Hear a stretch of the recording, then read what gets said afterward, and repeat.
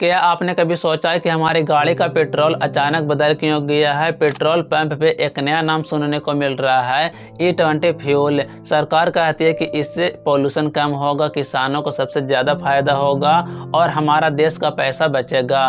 पर सच्चाई क्या है? क्या सच में इससे हमारा फायदा होगा या नुकसान? आइए आज के इस वीडियो में जानते हैं। भारत दुनिया का सबसे बड़ा तेल आयात करने वाले देशों में से एक है। हर साल अरबों रुपए खर्च करके दूसरे देशों से तेल खरीदते हैं। 2014 में इथेनॉल ब्लेंडिंग सिर्फ 1.5% था।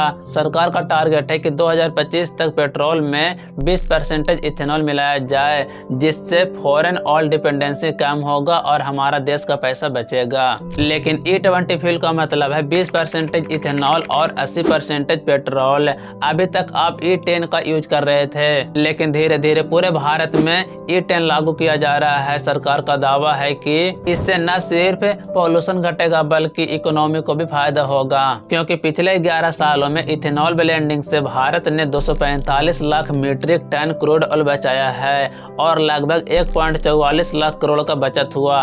अब आप सोच रहे होंगे 20% इथेनॉल किस चीज़ से बनाया जाएगा? तो इसे बनाने के लिए प्रयोग किया जाएगा गन्ना का, मक्का का और भी सड़ा हुआ पदार्थ से बनाया जाएगा। तो जो हम 100% दूसरे देशों से क्रूड ऑयल मंगवाते थे, वो अब 80% ही मंगाएंगे और बाकी जो 20% है वो खुद बनाएंगे, जो कि मक्का और गन्ना जैसे पदार्थों से बनाया जाएगा। तो हमारे किसानों को फायदा होगा और अब तक हमारे यहाँ के किसानों को इथेनॉल ब्लेंडिंग से 1.18 लाख करोड़ किसानों का भुगतान किया गया है। लेकिन इसका कुछ मेजर पॉइंट है। अगर आपका गाड़ी E20 कंफर्टेबल है तो पर भी आप E20 फ्यूल भरवाएंगे तो आपका गाड़ी का माइलेज कुछ कम हो जाएगा। बाकी अगर आपके पास पुराना गाड़ी है तो अगर आप उसमें भरवाते हो तो उसमें कुछ पार्ट्स होते हैं जैसे कि रबर पार्ट्स और सेल्स जल्दी खराब हो जाएंगे। पर सरकार का कहना है कि आप गाड़ी के पार्ट को रिप्लेसमेंट कर सकते हो, क्योंकि कंपनी ने E20 कंफर्टेबल पार्ट्स बनाना शुरू कर दिया है।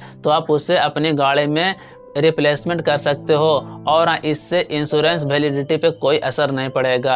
अब सवाल ये है कि इससे आम आदमी पे क्या असर पड़ेगा? तो अगर आपका गाड़ी नया है और आप E20 फ्यूल भरवाते हो तो आपका माइलेज थोड़ा सा कम देखने को मिलेगा। बाकी अगर आपका गाड़ी पुराना है तो सर्विसिंग और पार्ट रिप्लेसमेंट की जरूरत पड़ेगा। और अगर हम इसे शॉर्ट टर्म के लिए देखें तो इससे हमारा फ्यूल का खर्चा बढ़ेगा। बाकी इसे लॉन्ग टर्म के लिए समझेंगे तो इससे भारत का इकोनॉमी बढ़ेगा, देश का पैसा बचेगा। बाकी आपका गाड़ी E20 कंफर्टेबल है या E10 कंफर्टेबल है, कमेंट करके जरूर बतलाना।